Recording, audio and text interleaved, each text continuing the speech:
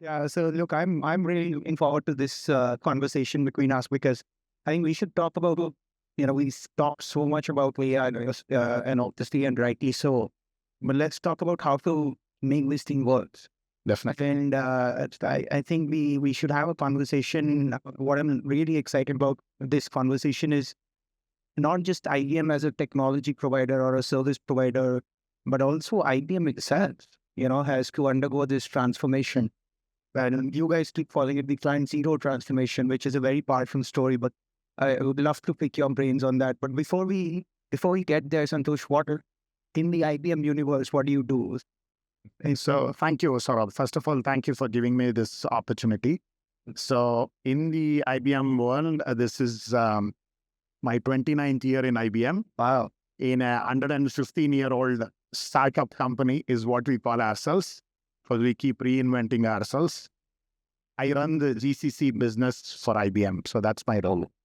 Fantastic. So look, Santosh, before we get into the bigger picture, I think one of the very interesting things is why practically every software and tech provider stock is falling. IBM is the one which is gaining. What are you doing and to make this happen? Good. I think I'm happy. Naturally, start performing the way it is performing is good. But I think a lot of thought leadership from Arvind and the core senior leadership team is what's making this happen. I think when he came in, he was very, very clear with two keywords as our strategy, right? One was hybrid cloud, which is a given for where we are, especially with data residing on-prem or in Google or in AWS or in Microsoft. So very clearly, his whole vision of hybrid cloud set the ground to effectively drive AI adoption at scale. And then he brought in this aspect of responsible AI. So the two keywords which is driving our strategy very clearly is hybrid cloud and AI. And the way he's also driving this aspect, as where you very rightly called out, Saurabh, is what's leading to our shareholders and our investors to feel proud about us and the way it's responding in the market is because he's met the commitments of what he's told the street. He went in and said, yes, we are in a world where AI adoption at scale. We are going to do it to our own selves in our business process, which is our client zero story. And by doing this, I'm going to basically commit on $3.5 billion in productivity benefits by adopting to AI into my own internal selves. But we actually went in and achieved $4.5 billion in productivity, savings. So these are things which is what is, eating our own food, which we are preparing, taking it to our clients, but adopting that scale for our people and our processes is what is making the markets realize that we're just not being theoretical, but actually practically applying it for our own self. And that $4.5 billion is not a small number by any stretch, even for IBM. And that's actually flowing to the bottom line, if I'm Exactly. So that's led to our cash flow, which was called out, right? Significant 14 billion plus cash flow, which is what is keeping all bills. The question then is, Santosh, why are you able to do this, and why the rest of the world is struggling? Because so even if you remember what Phil was presenting, and we've sliced and diced this data in like 5,000 different ways, and the answer always comes like less than a single digit enterprises have been able to scale up AI to deliver those kind of benefits. Very valid question, Saurabh. I think what we went in and looked at, I'm just going to take one particular example, which is we are in people business, especially I belong to consulting, right, from an IBM perspective. And we touched upon one of the areas from a business process perspective of the HR function. So for, almost 2 lakh people, our HR process was all over the place in different tools. We really looked at the entire hire to retire process on what are the areas each business function looks at, what are the different ecosystems. There are aspects for onboarding, there are aspects for payroll, there are areas where we were trying to process for government entities from tax and other areas. So each of these APIs and different covers were being handled in a very different way, different teams altogether. even providing support and so on. But when we looked at the entire process of hire to retire, we said, how do we actually look at what we strongly believe and which we are taking to the clients of what is usually considered as plus AI to AI plus? In the sense, we've come up with a very clear strategy of saying, just let's start going and add AI to what is up and running and say, okay, I'm driving AI adoptions. So let's look at the step by step. What is the data available? Is the data in the form which can be consumed for AI generation? Do we really need AI here? Can we just do it basic automation to get efficiencies? So each of those processes is what we looked at. And we went through an evaluation of putting basic automation in few areas, ML, some areas, definitely AI, and naturally where needed, put in the agentic and orchestration layer. So the way we've gone about it is a lot of thought to make sure that we plan and deliver, prove it, define the whole process rather than just going and telling a group of leaders, okay, this is your AI license and go do what you can do. So a very methodical process, which is what we've taken. And that's exactly what we've brought up to life with our clients who are also on the journey. We came up with a very clear platform called IBM Consulting Advantage and touched upon all the areas of software development lifecycle, whether it's requirements gathering, can I do assisted requirements gathering, coding, assisted coding, so is operations. So we went through the whole SDLC cycle and came up with Consulting Advantage. We have now gone with IBM Enterprise Advantage, where we've actually put in layer of true consulting aspects over and above what is the technology. So that's the way we are going, a platformic approach. But let me be the devil's advocate a little bit, Santhosh, and I'd say, look, IBM is a unique player in a way. Like you're almost like a kid in the candy store of technology, where you can pick up any kind of candies and mishmash and create all kinds of flavors and do that. Not every industry, not every enterprise, not every client of yours is going to be. In fact, hardly any will be in that. And you talk throughout the day on people issues, process issues, data issues, all technical debt and all that. How do your clients, how do the rest of the world who's not IBM, who's not that kid in the candy store, get through that? So the way we've gone and approached this with some of the clients, right? We, it's a given, right? In most of our GCC clients, it continues to be still trying to prove that they can add value. While there are mature GCCs who are definitely adding to the top line also, right? They are trying to drive product, part of R&D and so on we are working with. It's a very easy conversation. For those who are still trying to prove themselves, and the way we are approaching is, let's look at it. If you're just a software development factory, if I might call it to be layman, can I pool a group of testers together and bundle it and say, I'm going to, basically help in AI adoption for your testing competency.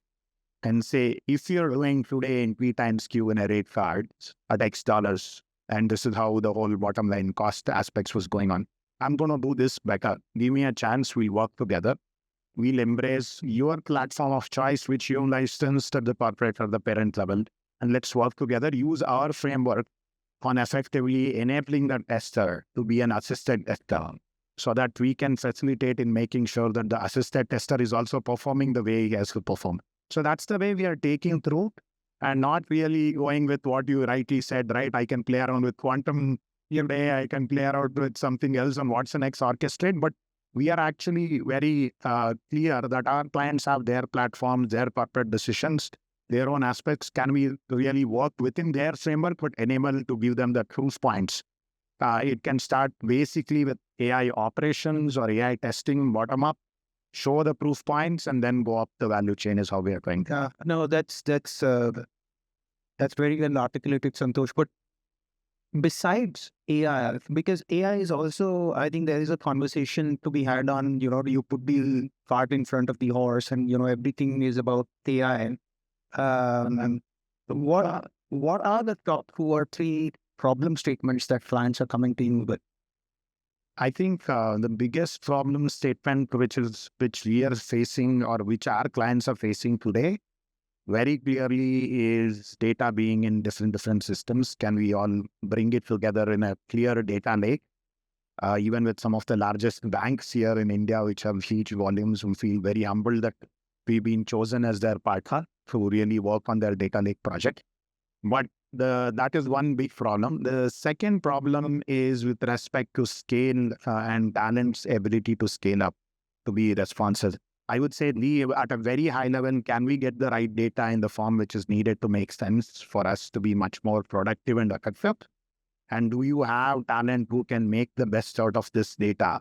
Is the two areas what we are seeing continues to be a challenge for most of our clients. And so it's technically, so we've talked about IBM, we've talked about the clients more general. Now let's talk about the country, right? As India, where do you see the biggest challenge for India? Is it the same that fest what you're seeing from clients that manifests itself, or is it something different? I think what we strongly believe, definitely an optimist, because I think the Indian workforce very clearly is able to adapt and scale up at pace towards technology and technology advancements. But where I think it will all head towards very clearly is to have domain expertise, which is an area which definitely needs to be picked up, in the sense we are very strong in technology, we are able to adapt, but can we really understand a specific domain, with whether it's HR or whether it's finance, and can really start understanding and become part of, because what we are seeing as more and more GCCs, it's very clearly being accepted and embraced as an extension of the enterprise. It's no longer, okay, give me low cost resources and so on, right? So someone in supply chain believes, earlier supply chain officer would probably believe, oh, just outsource it and get some supply chain project done. Now the proliferation of technology and AI, he wants to be having everything in his fingertips. So is his leadership. So he would want his team to be here. So we are seeing that center of competence is sort of being built. And in that, the leaders would definitely be those who are able to adapt and understand what is needed for the whole supply chain specific domain, or the HR domain, or the customer, the success related domain, and so on. I think the combination of domain knowledge with technology is where the gap needs to be filled. Technology advancements, ability to work through, I think we'll scale up, and we are scaling up, but that bridging of what's needed for a global client, I think that is where I still see lots of challenges and lots of gaps. Correct. So you're not worried about the technology part of it. You're sort of where we need to push is the domain and business understanding and for it. So what is even like, I think we keep throwing these words, GCC will create more value, not just cost.